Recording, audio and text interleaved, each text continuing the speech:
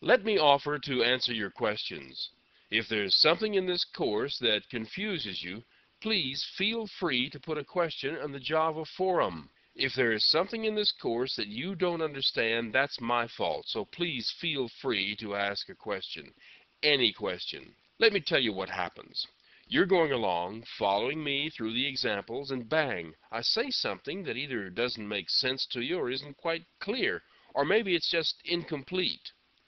If you don't clear up that point, it makes the next thing you study a bit fuzzy, and then the next, and the next. First thing you know, the whole thing's fouled up, and it could be because I just left something out or said it wrong. Please ask. Anything's fair game. If it's about Java, I will answer the question. I check in with the forum once a day. Oh, and there are no stupid questions.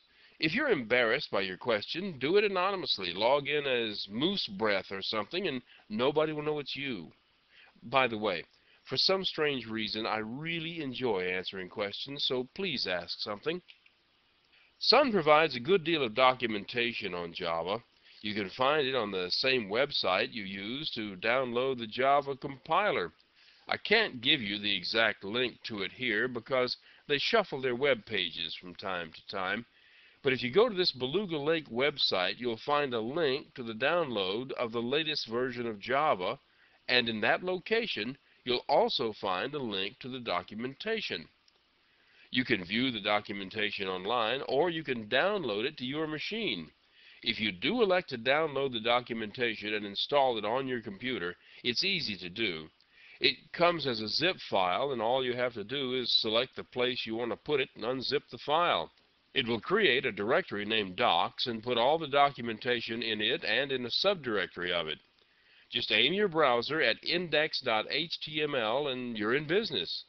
I always download the documentation and I install it in the directory with the Java compiler.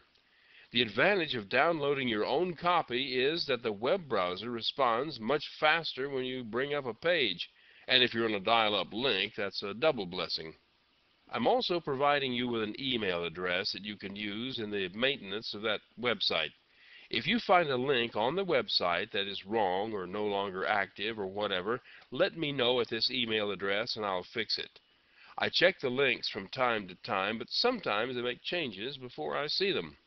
Now let's look at the documentation. This is the main page of the documentation. This is the documentation for the Java version 1.4.2. Now the format will vary a bit from one version to the next, but it's fundamentally the same. As you can see, there's quite a bit to choose from. Even with all the documentation you've downloaded to your own system, some of these links are to the Java website. But the most used portion of the documentation is this, the API. The letters API stand for Application Programmer Interface. This is the documentation of all the classes and interfaces that are included with standard Java. And there are lots of them. Here on the left is an alphabetical list of the names of all the classes and the interfaces. I know we haven't discussed interfaces just yet, but that'll be coming up soon when we start tracking the mouse. Let's take a look at the frame class. You'll recall that we've been extending the frame class to create the top-level window for our applications. You can see here that the frame extends window, which in turn extends container, which extends component, which extends the base of all Java classes, object. The component class contains all the things necessary for something that displays itself on the screen, such as the ability to respond to the mouse and keyboard, and information about sizing and positioning. We're going to be doing a lot with components very soon. The container class is a special component that is capable of containing other components. The window class is a blank window displayed inside the frame that creates an area that is usually completely or partially filled with other components. The frame class itself adds the frame around the window that provides the control buttons and the system menu. The frame class even has one subclass called JFrame. J-frame is part of what is known as the swing system, which is a set of windows and components that have some special interface techniques. The documentation continues with a description of the frame class and how it works. The description of some classes is better than others, but there is always an attempt made to describe what a class does and something about how it works. The notation under since tells us the age of the class. The frame class has been a part of Java since version 1.0.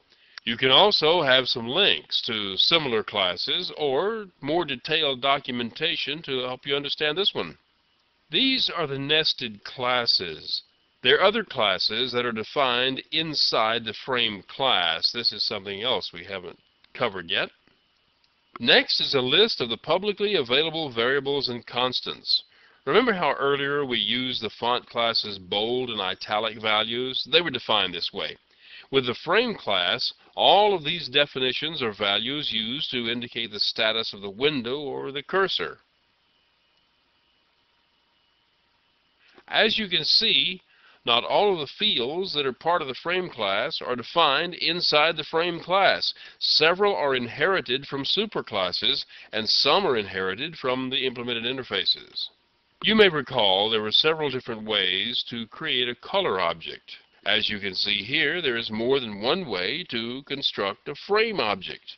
These are the constructors of the class, and we'll be getting to those in an upcoming lesson. Next is an alphabetical listing of all the methods. The name of each method is a link to a full description of the method that explains what the method does, what, if any, values are passed to it, and what, if any, values it returns. And finally, we have a complete list of all of the methods inherited from other classes. As you can see, most of the methods that exist in the frame class are not actually defined in the frame class. In particular, the component class provides a lot of methods to the frame class. That's a quick look at the API documentation of a class. You will find as you go along that you will need to come here from time to time to figure out how to give commands to an object. And this is not a bad place to browse around. I'd suggest that you start with some classes you've already worked with, such as the color class and the font class. Look through those and through some others to get familiar with how the documentation is formed. I promise you, you'll find the API reference very handy.